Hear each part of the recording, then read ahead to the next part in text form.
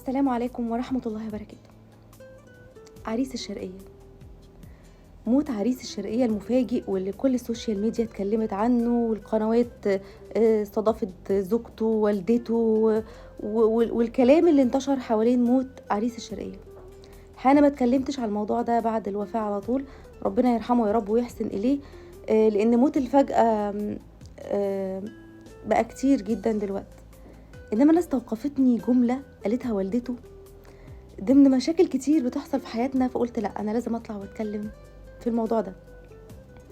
والدته في حديثها قالت إن كان في جارة ليها بتقول لها ابنك خلاص فرحه قريب، ألف مبروك يا بخته، زمانه بقاله 5 سنين هناك في الكويت، ده زمانه بقى جايب ومحمل وشايل وجايب لعروسته شيء وشويات. مات عريس الشرقية. انا مش هقول سبب الوفاة بقى سكتة قلبية ولا الحسد ولا العين، انما انا هاخد من الجملة دي هي الحسد. الحسد بيموت، الحسد بيموت. الرسول عليه افضل الصلاة والسلام قال ايه؟ قال ان العين تدخل الجمل القدر وتدخل الرجل القبر. العين يعني الحسد تدخل الجمل القدر وتدخل الرجل القبر. يا ساتر يا رب، العين تموت. ايوه العين تموت. طب انتوا عارفين ان الحسد اشد خطورة من السحر والاعمال؟ العمل لو اتفك خلاص اتفك، اما الحسد ممكن يفضل ملازم صاحبه طول ما الحاسد موجود. فخدوا بالكم يا جماعة من الحسد. ممكن يحسدوك على ضحكتك متضحكهاش تاني، ممكن يحسدوك على دمك الخفيف وعلى قبول الناس ليك وحب الناس ليك، فتحس ان انت قاعد ساكت مش عايز تكلم حد. ممكن يحسدوك على شغلك اللي هو انت تعبان وشقيان فيه فتبقى مش عايز تشتغله اصلا. ممكن يحسدوك حتى على العبادات، لما تقعد كده وتقول انا الحمد لله بصلي الفجر دايما، ممكن تتحسد على حتى مجرد عبادتك في الصلاة، على صيامك اثنين وخميس او على النوافل. ممكن يحسدوك على جمال وجهك، ممكن يحسدوك على اي حاجة، على الفلوس، بس اللي بيحسد، عايزة اقول حاجتين للحاسد وحاجة للمحسود. رقم 1، الحاسد. لما اقولك ان الرسول عليه افضل الصلاة والسلام قال ان الحسد يأكل الحسنات كما يأكل النار الحطب. الحسد بيأكل الحسنات زي ما النار بتاكل الحطب. عندك انت حسنات كتير مستغني عنها يا جماعة، ده احنا في عرض حسنة. عندك حسنات كتير قوي عشان تفضل تحسد. طب هو ايه الحسد الاول؟ الحسد هو تمني زوال النعمة. بصوا تعريف الحسد: تمني زوال النعمة. طب انت بتتمنى زوال النعمة، تخيلوا اللي بيتمنى انا بتمنى ان النعمة دي تروح من فلان. طب تخيل لما تتمنى ان النعمة دي تروح من فلان، يبقى انت بني ادم عامل ازاي؟ انت من جواك اللي بتمنى ان النعمة دي تروح. طب تمني ان النعمة دي تبقى عندك. ده الغبطة. الحسد ده مش حسد، ده انا عايزه النعمه دي تبقى عندي، انا عايزه ابقى عندي زيه، انا عايزه ابقى محبوبه زيها، انا عايزه يبقى عندي بيت زيها، انا زيها، ربنا يبارك وانا عايزه انا كمان كده يا رب. عادي انا هتمنى حاجه حلوه تحصل لي انا كمان، انما توصل للغل والشر والحقد انك تتمنى ان ده يزول من انسان. طبعا ده مش مندرج تحت لو حد ظلمك مثلا ظلم مبين فانت بتدعي عليه، لا دي حاجه تانية. بتكلم انت بتدعي او عمال تحقد وتغل ان ده مسافر وجايب وشايل. يا ترى انت كنت معاه لما بيجيله برد هناك لوحده وسخونيه ومحدش معاه وهو مسافر بيشتغل؟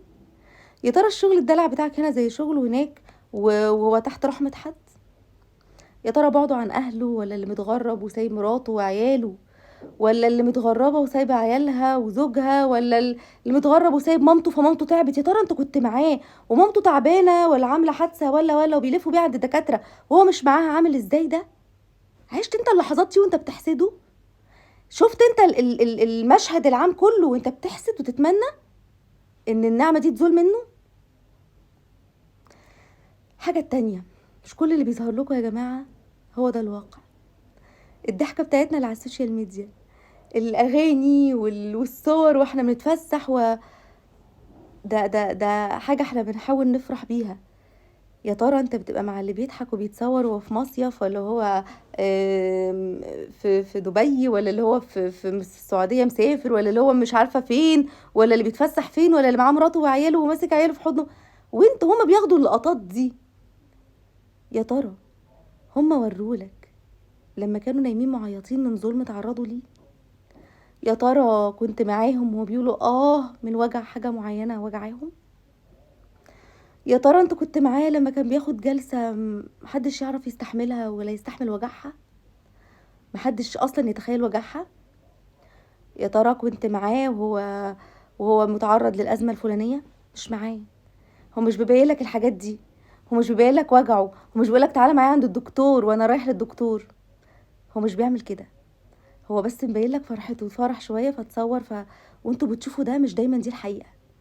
يمكن ده عوض من ربنا سبحانه وتعالى الوجع هم اتعرضوا ليه انت ما تعرضتش ليه. يمكن البيت الصغير بتاعك الأوضة وصالة ده أريح نفسيا من القصر والفيلا اللي هم عايشين فيها. يمكن لمة عيالك حواليك أريح لك نفسيا من السفر والبعد. يمكن السفر والبعد محاولة تخفيف وجع نفسي هو بيمر بيه. فبتحسدوا الناس على ايه؟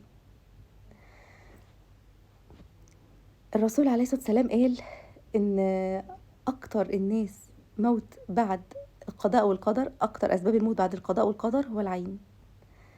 اكتر اسباب الموت بعد القضاء والقدر هو العين. ايوه يا جماعة، كم حد سافر بره واتغرب وعمل فلوس فرجع فبنى عمارة عشان يسكن فيها وما دخلهاش، مات. كم حد اشتغل او حصل او حصل له حاجه حلوه او تعب برضو من شقه والناس حسدته على مروحه بره فرجع عنده كانسر، يا عيني بيتعالج، صرف كل فلوسه اللي وراه واللي قدامه على الكانسر ومات بيه.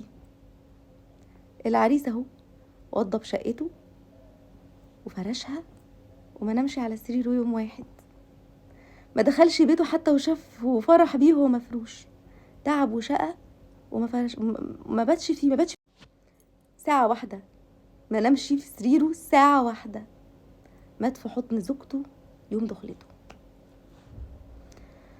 فاللهم اكفينا شر كل حاسد وشر كل حاقد وشر كل انسان بيغل من جواه. الانسان اللي بيحسد ده من جواه هو مش مرتاح، هو مش معنى الحسد ان انت اصلا مش متقبل النعمه بتاعت ربنا سبحانه وتعالى. ولئن شكرتم لازيدنكم، ما شكرش ربنا على اللي عنده، بص على عند غيره من غير ما يفرح باللي عنده. رسالتي بقى للمحسود حاجتين برضو.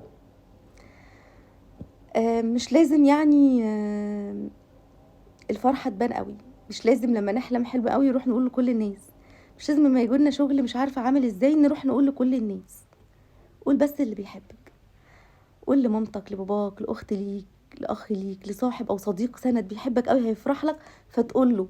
لان انا دايما بقعد اقول انا ما بحبش الناس اللي تقعد تقول لنا احزانها على طول وساعة الفرح يخبوه، لا، اللي عندك بتحبه قوي صديق او صديقة ليك زي ما بتقول لها الحلو الوحش، لا جات لك حاجه حلوه اقول هيفرحوا لك اللي انت حاسه انه هيفرح لك.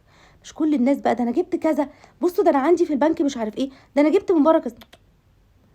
داروا دايما علشان عيون الناس مش حلوه، مش لازم كل حاجه نقولها للي حوالينا، والكلام ده ليا قبل ما يبقى ليكم. الحاجه التانية، انا دايما على يقين ان الحسد مش اقوى من قدر الله سبحانه وتعالى والاذكار. الحسد مش اقوى من الاذكار، فاحنا عندنا اذكار نقولها في الصباح واذكار نقولها في المساء نحصن بيها نفسنا من عين الانسان اللي بيحسد والحقود ده.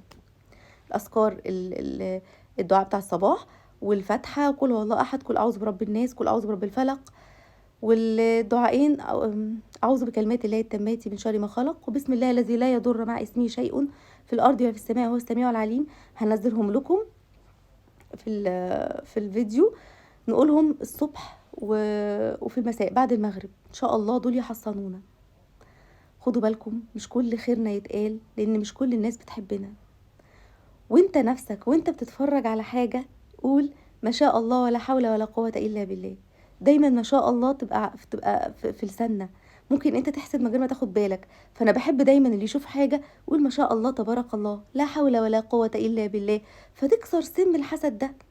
ومش عيب ابدا لو انت حاسس ان البني ادم ده حقود وغلاوي وبيحسد انك تقول له قول ما شاء الله. فربنا يحمينا يا رب من كل حاسد ويحمي كل الناس.